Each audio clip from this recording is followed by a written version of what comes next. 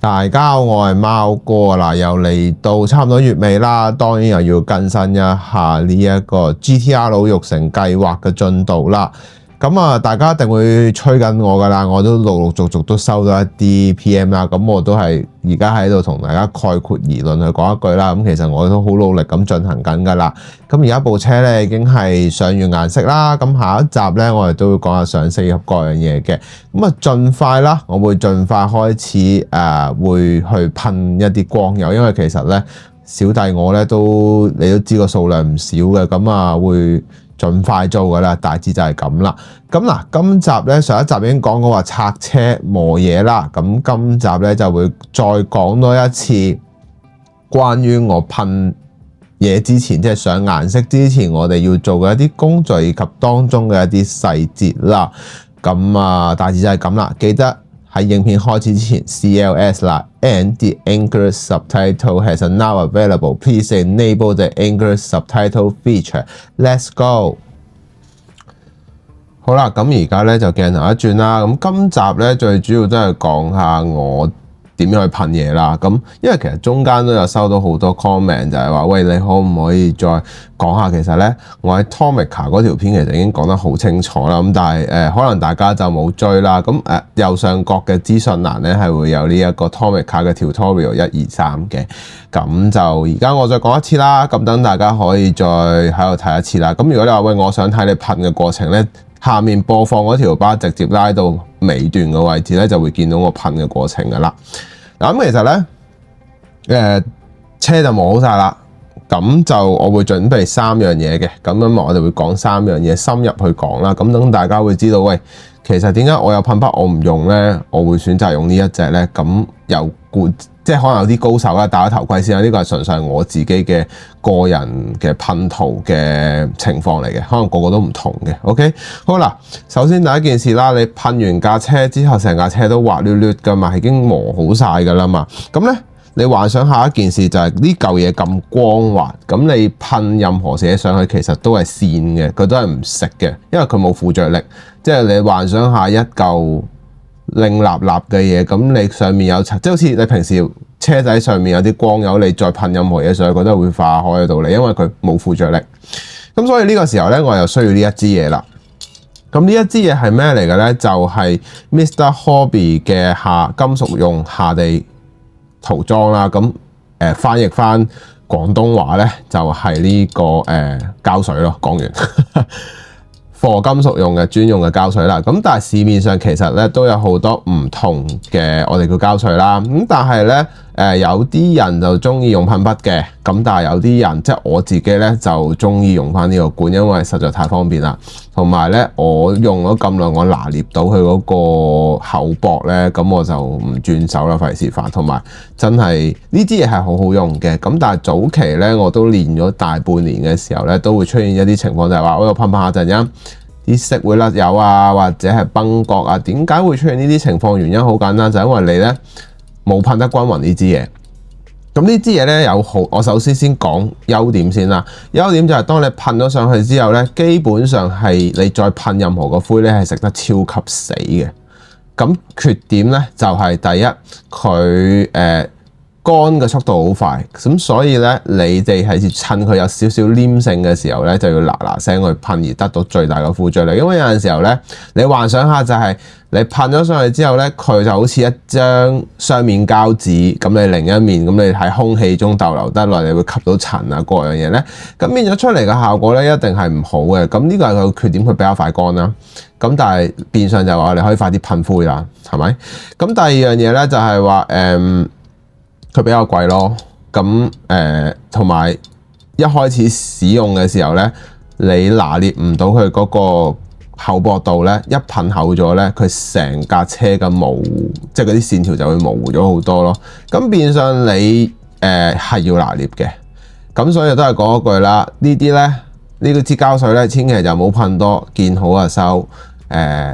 我哋噴嘅時候咧，就係令佢有少少擰就得噶啦，就唔使話喂我噴到佢濕晒咁樣，濕晒咧就玩完噶啦架車。OK， 好啦，咁呢支就放埋先啦。咁第二支咧會見到有2支嘅，咁你哋一定係會問我啦，咁其實咧會有呢個雙星嘅噴灰啦，同埋 Mr. Hobby 嘅1200號灰啦。咁其實有咩分別咧？我先深入講少少先啦。我唔知，即係我自己個人用開就覺得呢一支係非常之好用嘅。咁但係因為呢一支咧，我點解會發現我後尾冇乜點用咧？嗱，我先講佢咩場合用先啦。呢個咧就係我噴一啲例如買翻嚟嘅一啲零件，或者我爆散晒想即刻做轉色嘅，我就會用呢一隻灰嘅。咁相反地，我噴車噴所有嘢咧，都係會大部分用呢一隻嘅。簡單啲嚟講，呢個係趕時間先會用嘅啫。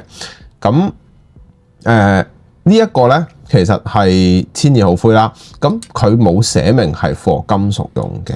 咁同埋我自己用過之後咧，我覺得佢唔係咁同啲金屬件咁夾啊！即係 so far我噴完嗰個膠水之後咧，我都係覺得爭少少咯。同埋咧，佢呢個嘅要乾好耐，要乾。我諗起碼1半至2日咧，先至完全乾。同埋咧，佢一乾咗嗱，兩隻灰乾咗之後咧，好明顯咧會見到啲線條係會有浮變實淨嘅。咁呢一個咧就為之一個完整嘅乾透過程咯。咁先放低呢支先啦。咁我哋睇下雙星呢支先啦。雙星就係佢寫到明㗎啦，其實就係 for plastic and metal 啦。咁呢一個係一個淺灰色啦。咁其實佢有黑啦，有粉紅色啦。咁我多數都會用灰色嘅。咁呢一支嘢咧，成日都大家會問我邊度有得賣。其實好多模型鋪都有得賣，但係好多時候都好怕俾人買晒。點解咧？先講佢優點先啦。優點就係佢好貼服嘅。同埋佢噴出嚟嘅粒子咧，比起 Mr. Hobby 咧會幼細啲嘅。雖然佢話佢係1200號灰啦，但係佢個噴嘴啊，大家都知道，大家都係有噴嘴嘅。呢個噴嘴咧係明顯地好一啲嘅，令到佢整體嘅貼服度高啦。咁但係缺點嘅問題就係你要拿捏個距離啦，因為咧有陣時候你一手快一衝動咧，你就舐嘢㗎啦，會好厚嘅，厚咗之後你就要攞砂紙磨咯。咁呢啲就冇辦法啦。咁所以咧呢支嘢。都係講嗰句，佢其實如果比較近距離，我平時噴嘅距離大概6cm 度嘅啫，即係你話哇咁近嘅，係真係咁近嘅，因為咧6至8cm 嘅距離噴啦，咁一層肥上去咧，基本上咧佢已經當你噴勻晒四面之後咧，基本上咧就已經係均勻噶啦。咁等佢乾咗之後，你發覺唔夠先再加，唔好一下加晒，因為咧呢支嘢最大嘅問題就係佢噴上去佢睇唔到噶。佢係睇唔到佢究竟有幾多均勻度嘅，所以咧唔好貪心，寧願翻醃2次咁先去做咯。係啦，咁呢3支嘢咧大致就係咁樣用啦。咁最後當然就係呢隻夾啦。呢隻夾大家會問我喺邊度買啦，其實就係淘寶嘅啫。係啦，咁就大致就係咁啦。咁你哋10架車搞掂晒啦。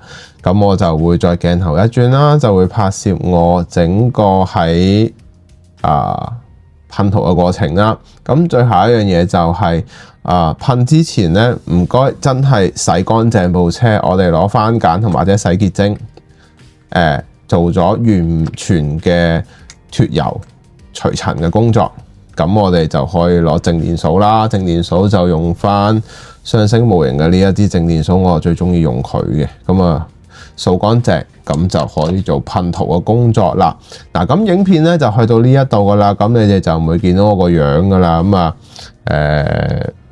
下一集咧，咁我哋就會再做一啲上色啦，同埋都俾大家睇睇，喂，其實噴完之後嘅效果，噴完灰之後嘅，我除咗上咗呢幾隻灰之外，之後仲會再講多一隻灰同埋底色嘅。咁等大家去有興趣嘅可以睇下啦。咁一開始嘅時候咧，其實我係先其實噴呢種膠水咧，其實好簡單嘅啫。最緊要就係均勻咁樣噴啦。噴嘅時候咧，我哋由車底嘅位置開始噴起啦。而噴之前咧，記得先用靜電掃掃一掃先。咁其實我哋沿路嘅位置咧，就係不停咁樣去均勻地噴。噴嘅時候，你會發現咧，佢有一層好簡單嘅粒粒令嘅效果嘅。記得唔好噴多啦，因為一多咧，會造成咩情況呢？就會令到上面會多厚咗之餘呢，令到整體嘅輪廓呢都會冇咁靚嘅。咁所以呢啲時候呢，你哋就一定要記得啦。咁我哋就繼續睇住每一架車咁樣噴啦。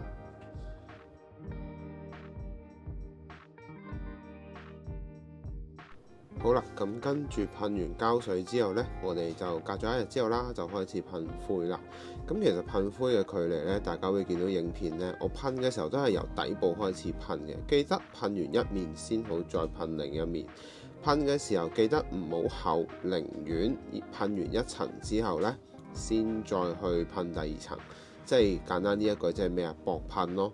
噴嘅時候，如果發現乾咗之後，發覺透咗個金屬面嘅，唔使驚嘅，再輕輕補多層就得啦。但係反而呢，如果你一開始咁心急，一嘢噴晒之後呢，會出現咩效果呢？就係會好厚啦，同埋你噴顏色上去嘅時候呢，你嘅流失量會高嘅，因為上完底色再上顏色之後呢，嗰個厚度會透過你嘅光影折射，尤其你噴金屬油啦，咁你金屬油嘅話就會令到個整體嘅線條會變得更加之模糊嘅。咁所以呢，我哋都係話薄噴啦。咁最後當完成咗所有嘢之後啦，就隔咗幾日啦，記得我哋要等多一兩日喎。咁而家眼見我哋見到呢一個呢，其實係摩多嘅5000號灰啦。5000號灰最主要嘅功能就係令到整體嘅效果呢，再更加平滑，令到成個車架嘅紋路進一步再細緻化啦。咁記得噴之前就用個靜電掃啡一啡先啦，掃一掃乾淨佢先啦，確保上面冇塵啦。噴嘅時候記得我哋一樣都係由底開始噴嘅，就唔好咁心急，一嚟就噴個面。點解呢？因為好容易會出現嗰個情況就係你會噴得唔均勻嘅。咁跟住我哋再用一啲細風啦，去做一個噴翻啲坑紋嘅位置啦。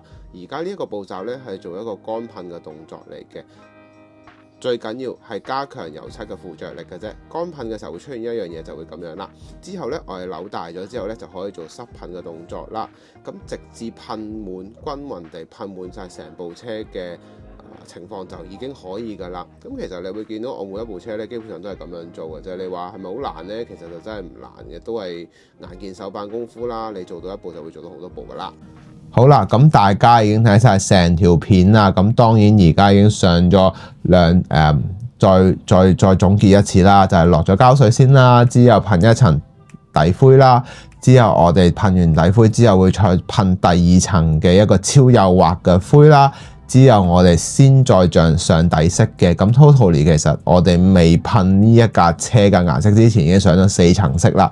咁點解要咁做？啱啱都有講咗啦，為咗令到變色龍喺發色嘅過程中呢，盡量去做到更加完美嘅漸變啦，而衍生出嚟嘅嘢啦。咁大致係咁啦。咁所以你哋會話喂，點解我架車要整咁耐？你哋而家知啦。咁希望你哋都明白啦，透過呢一條片，我都知嘅，車主們你哋都好心急，但係我可以做嘅就係我得一雙手，我盡力去做啦。咁係咯 ，keep 住 update 大家嘅，放心，係啦。如果你覺得呢條影片好嘅話咧，希望可以俾個 like 我啦，最緊要俾諗法話俾我知。咁最後一樣嘢，訂閱我個頻道。咁我哋下集見啦，拜拜。